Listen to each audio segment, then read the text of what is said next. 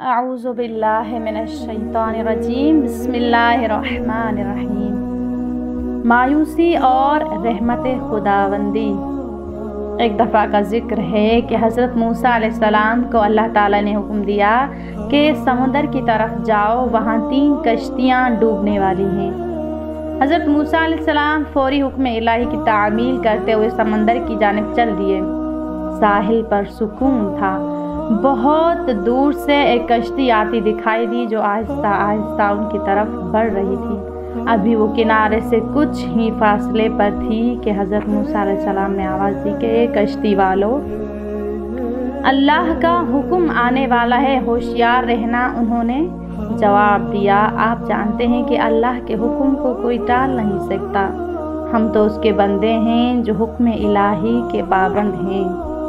कश्ती वाले अभी ये बात कह रहे थे कि अचानक एक मौज उठी और कश्ती डोलने लगी। सवार अपने आप को बचाने की कोशिश करने लगे।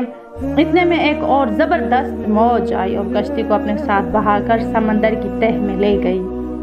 थोड़ी देर में एक और कश्ती नज़र आई तो हज़रत मूसा अलैहिस्सलाम ने उन्हें भी खबरदार किया और कहा कि ज़रा मुहतात होकर आना। उन्होंने भी पहले वालों की तरह जवाब दिया कि जो कुछ होना है होकर रहेगा, और कश्ती को किनारे की तरफ लाते रहे। यहाँ तक कि साहिल के करीब आते आते ये कश्ती भी डूब गई। हज़रत मूसा अलैहिस्सलाम अल्लाह की हिकमत के बारे में सोचों में महव थे कि उन्हें एक तीसरी कश्ती आती दिखाई दी। आपने हस्बे साबिक उस कश्ती वालों को भी नसीहत की कि देखो, अल्लाह का हुक्म आने वाला है, अपने गुनाहों की मुआफ़ी मांगते हुए ज़रा मुहतात होकर आओ। उन्होंने जवाब में कहा कि ए अल्लाह के नबी, जिस तरह आप सच्चे हैं इसी तरह अल्लाह का हुक्म भी अटल है, उसे कोई नहीं बदल सकता। लेकिन अल्लाह की रहमत भी तो है, हम उसकी रहमत से क्यों मायूस हों। सुभान अल्लाह। लिहाजा हम अल्लाह की रहमत पर भरोसा करके आ रहे हैं और वो अपनी रहमत के सदक़े में हमें ज़रूर अमन और सलामती के साथ किनारे पर पहुंचा देगा। कश्ती वालों का ये जवाब सुनकर हज़रत मूसा अलैहिस्सलाम खामोश हो गए।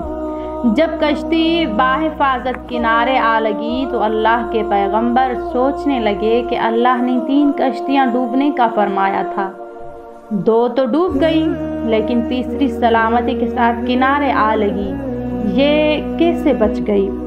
इरशाद बारी ताला हुआ कि ए मूसा, आपने सुना नहीं कि तीसरी कश्ती वालों ने क्या कहा।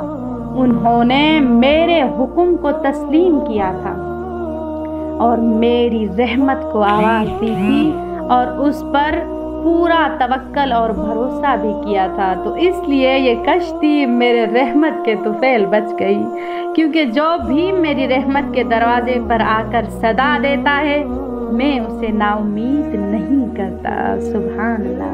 अज़ीज़ान, इस वाक़या से हमें ये हासिल होता है कि ज़िंदगी में चाहे जितनी भी मुश्किलात हों, अल्लाह की रहमत से मायूस नहीं होना चाहिए।